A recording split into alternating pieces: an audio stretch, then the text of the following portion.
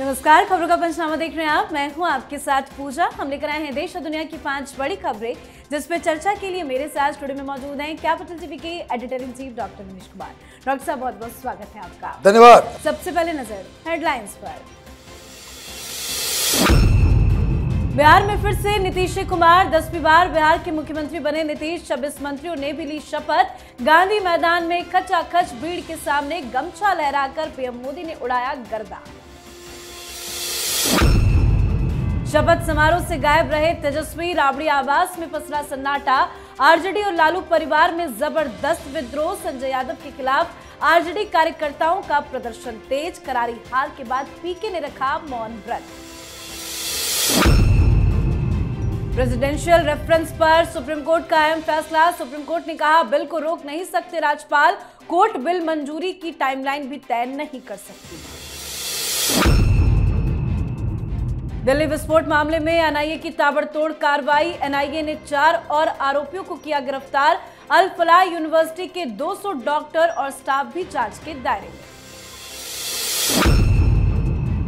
Putin की भारत यात्रा से पहले रूस का बड़ा ऑफर। Su-57 लड़ाकू विमान बनाने की तैयारी भी तेज।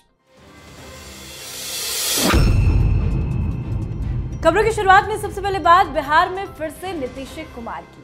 बिहार में नई सरकार बन गई है। नीतीश कुमार ने रिकॉर्ड 10वीं बार आज बिहार के मुख्यमंत्री पद की शपथ ले ली। इस खास मौके पर प्रधानमंत्री नरेंद्र मोदी, जेपी नड्डा, अमित शाह, चंद्रबाबू नायडू, योगी आदित्यनाथ से लेकर एनडीए के तमाम शीर्ष नेता मौजूद रहे। ऐतिहासिक शपथ समारोह में सम्राट चौधरी, विजय कुमार सिन्हा के अलावा विजय कुमार चौधरी, मंगल पांडे, श्रवण कुमार, लेशी सिंह समेत 26 लोगों ने मंत्री पद की शपथ ली। 26 मंत्रियों में 14 बीजेपी, 8 जेडीयू, चिराग पासवान के 2 मंत्री और जीतन राम मांझी की पार्टी से सब उनके बेटे डॉक्टर संतोष सुमन और उपेंद्र कुशवाहा की पार्टी से उनका बेटा दीपक प्रकाश मंत्री बने हैं।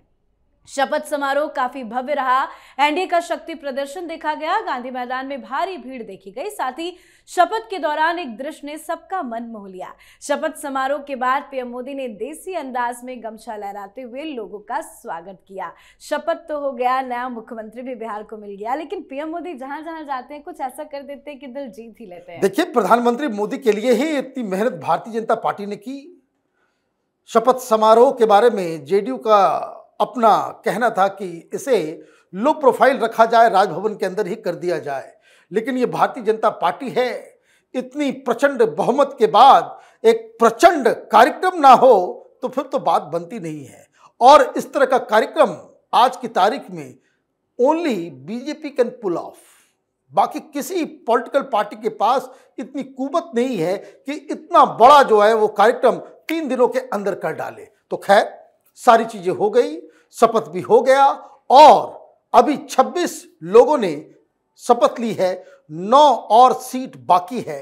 कुछ दिनों के बाद उन 9 नामों का भी की घोषणा की जाएगी, तब ये पूरा का पूरा मंत्रिमंडल कंप्लीट हो जाएगा। जी, तो बिहार के लिए आज का दिन ऐतिहासिक रहा। तो वहीं राबड़ी आवास के बाहर सन्नाटा पसरा रहा। तेजस्वी यादव सीएम के शपथ ग्रहण समारोह से गायब रहे। हालांकि शपथ के काफी देर के बाद तेजस्वी ने ट्वीट करके सीएम नीतीश और बिहार सरकार के मंत्रियों को बधाइयां दी। साथ ही आरजेडी में विरोध बढ़ने लगा है। खासकर तेजस्वी यादव के करीबी संजय यादव के खिलाफ नारेबाजी बढ़ती जा रही है। रोहिणी आचार्य के बाद अब आरजेडी के कार्यकर्ता भी खुलकर सामने आने लगे हैं। आरजेडी कार्यालय और राबड़ी आवास के सामने आज जमकर नारेबाजी भी हुई। कार्यकर्ताओं ने पुतला भी फूका। संजय को पार्टी से हटाने की मांग की गई। संजय हटाओ, आरजेडी बचाओ के नारे भी लगे। तो वहीं प्रशांत किशोर ने आज चुनाव में जन स्वराज पार्टी को मिली करारी हार के बाद एक दिन का मौन व्रत भी रखा है। सर, क्या चल रहा है लालू परिवार के अंदर और आरजेडी के भीतर? देखिए, जो बात पहले हम लोग कहा करते थे कि तेजस्वी यादव का दिन ही शुरू होता है 2 बजे, 2 बजे वो काम पे आते हैं, तो उसी हिसाब से उन्होंने बधाई भी दी। शपथ ग्रहण का समारोह 11:30 बजे था। May be that time he was sleeping. लेकिन खैर कोई बात नहीं, ये बधाई आपने तो दे दी, लेकिन आपको वहां पे मौजूद होना चाहिए था। आपको इन्विटेशन दिया गया था। दिक्कत क्या है कि तेजस्वी यादव घर में भी घिर गए, पार्टी में भी घिर गए। इनके जो 4-5 लोग हैं जिनके कंधों पे तेजस्वी यादव पार्टी की सारी जिम्मेदारी दे रखी है, वही आरजेडी के सबसे बड़े विलेन बनकर के उभरे हैं। अब वही लोग कह रहे हैं कि ये हरियाणा से आया हुआ संजय यादव, उसको पार्टी से बाहर निकालो, वही मेन विलन है, उसकी वजह से हम हार गए। घर के अंदर भी इस तरह के सवाल उठ रहे थे जिसकी वजह से ये झगड़ा हुआ। तो ये मुझे लग रहा है कि जो पारिवारिक पार्टियां होती हैं उसमें जब इस तरह की विपत्ति आती है तो पार्टी भी टूटती है और परिवार भी टूटता है। वही हाल आरजेडी का होने जा रहा है। जी, अब बात सुप्रीम कोर्ट के बड़े फैसले की। राष्ट्रपति और राज्यपाल के लिए विधेयकों पर मंजूरी की समय सीमा तय के मामले पर सुप्रीम कोर्ट में चली लंबी सुनवाई के बाद आज फैसला सामने आ गया। सीजेआई के नेतृत्व वाली 5 जजों की संविधान पीठ ने फैसला सुनाया है। सुप्रीम कोर्ट ने अपने महत्वपूर्ण फैसले में कहा है कि संविधान के आर्टिकल 200, 201 के तहत बिलों को मंजूरी देने के राष्ट्रपति और राज्यपाल के फैसलों के लिए कोई टाइमलाइन नहीं लगा सकता। 5 जजों की बेंच ने यह भी कहा कि राज्यपाल या राष्ट्रपति की तरफ से फैसला लेने में की जा रही देरी को आधार बनाकर सुप्रीम कोर्ट बिल को अपनी तरफ से मंजूरी नहीं दे सकता है। आज जो सुप्रीम कोर्ट का फैसला है उस पर आप क्या कहेंगे? देखिए, बड़ा कंफ्यूजिंग मामला है। दिक्कत क्या है, संविधान साफ साफ कहता है कि राष्ट्रपति के ऊपर तो कोर्ट का नहीं चलेगा, ये उनके अधिकार क्षेत्र का। ये बात जब से ये मामला तमिलनाडु से सुप्रीम कोर्ट आया, हम लोगों ने कई बार इस बात को कहा कि संविधान इस बात के लिए बहुत ही क्लियर है कि राज्यपाल के पास कोई चीज जाता है, कोई बिल पहुंचता है विधानसभा से पास होकर, उसके पास 3 ऑप्शन है। आप साइन करके उसको भेज दें, दूसरा कि आप उसे लटका करके रखें जिसको वीटो पावर कहते हैं, पॉकेट वीटो, और तीसरा आप उसको राष्ट्रपति के पास भेज दें। अब राष्ट्रपति के पास आ जाएगा तो राष्ट्रपति के ऊपर भी, उनके पास भी अपनी शक्तियां हैं, उनके पास भी वीटो पावर है जिसको पॉकेट वीटो कहते हैं। अब कोर्ट ने अचानक से टाइमलाइन दे दिया। अब 5 जजेस वाली बेंच ने साफ कर दिया कि संविधान के मुताबिक कोई टाइमलाइन आप गवर्नर और राष्ट्रपति के लिए नहीं दे सकते। यह भी कहा गया कि अगर आप एक्शन नहीं लेंगे तो फिर कोर्ट उसमें बस समझ में नहीं आ रहा भाई इस तरह की बातें क्यों, जबकि संविधान बिल्कुल क्लियर शुरू से था। तो जो फैसला लिया गया था पहले के जज के द्वारा वो आज गलत साबित हुआ। जी, अब बात दिल्ली ब्लास्ट की। दिल्ली बम धमाके मामले में दिल्ली पुलिस और अन्य जांच एजेंसियों की पड़ताल अभी जारी है। इस मामले की जांच के दौरान हर बीतते दिन के साथ कई बड़े बड़े खुलासे हो रहे हैं। जांच के दौरान एजेंसियों के रडार पर अब अल फलाह यूनिवर्सिटी के 200 से ज्यादा डॉक्टर हैं। जांच एजेंसियां इस यूनिवर्सिटी के कुछ स्टाफ से भी पूछताछ करने की तैयारी में है। पुलिस को जानकारी मिली है कि धमाके वाले दिन ही कई डॉक्टर एकाएक इस यूनिवर्सिटी को छोड़कर चले गए थे। तो उधर आज एनआईए ने गिरफ्तार किए गए doctor Muzammil, doctor Adil Ahmad, doctor Shaheen और मुफ्ती इरफान अहमद वागे को पटियाला हाउस कोर्ट में पेश किया, जहां से कोर्ट ने सभी आरोपियों को 10 दिनों की एनआईए कस्टडी में भेज दिया है। साथ ही आज ब्लास्ट में शामिल 4 और मुख्य आरोपियों को गिरफ्तार किया गया, जिससे इस मामले में गिरफ्तार लोगों की कुल संख्या 6 हो गई है। सर, आज एनआईए को फिर से एक बड़ी उपलब्धि हासिल हुई, 4 बड़ी गिरफ्तारियां। देखिए, ये गिरफ्तारियां जरूरी है क्योंकि जिस तरह से धमाके के दिन अचानक से डॉक्टर्स भाग रहे थे, वे क्यों भाग रहे थे? उनको ढूंढ के निकाला जाएगा, पूछताछ की जाएगी कि आखिर गए क्यों, आपको पहले से मालूम था क्या? दूसरी चीज, अल फलाह यूनिवर्सिटी अब एक टेररिस्ट डेन साबित होता नजर आ रहा है। इसके चीफ को, इसके मालिक को आज 10 दिनों की हिरासत में ले लिया गया, कोर्ट के द्वारा कोर्ट में पेश किया गया था।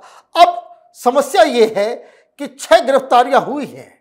ये तो ऐसा लग रहा है कि कोई चेन रिएक्शन चल रहा है, एक के बाद एक। और सबसे बड़ी बात क्या है कि कई सारे लोग जो गिरफ्तार हुए हैं वही सारे पोल पट्टियों को खोल रहे हैं।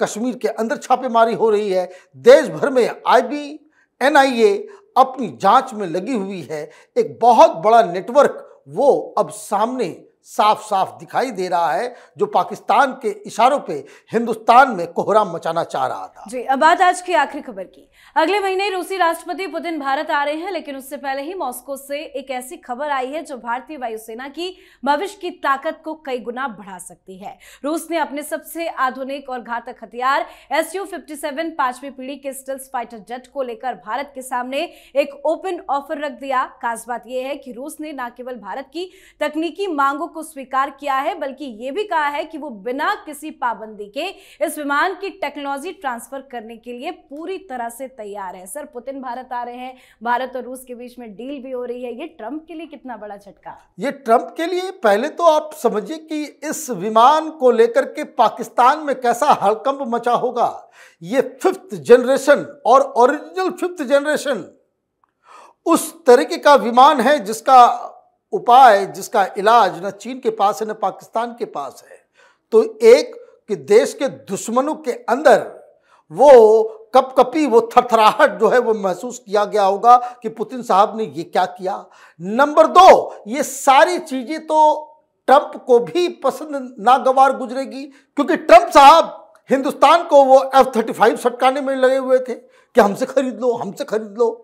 और जिस F-35 को हम लोगों ने बकायदा 2 सप्ताह तक कोची के एयरपोर्ट पर बंधक बना करके रखा था, तो वो एक मैसेज चला गया है पुतिन साहब के द्वारा और प्रधानमंत्री मोदी के द्वारा कि ट्रंप की जो दादागिरी वो करने की कोशिश कर रहे थे वो नहीं चलेगी भारत के खिलाफ। नंबर 2, भारत ने यह भी तय कर दिया कि भारत की जो फॉरेन पॉलिसी है, इसकी जो डिफेंस पॉलिसी है, वो अपने आप में ऑटोनोमस है, हमें अमेरिका से परमिशन लेने की आवश्यकता नहीं है। नंबर 3 कि ये जो हिंदुस्तान और रूस के बीच जो दोस्ती है उसका ये बहुत बड़ा एग्जाम्पल है कि अगर रिश्ते में विश्वास हो तो क्या से क्या हो सकता है। 5th जनरेशन का विमान अब हिंदुस्तान में बनेगा। ये बड़ी खबर है कि न सिर्फ वो दे रहा है बल्कि हम उसे हिंदुस्तान में बना भी पाएंगे।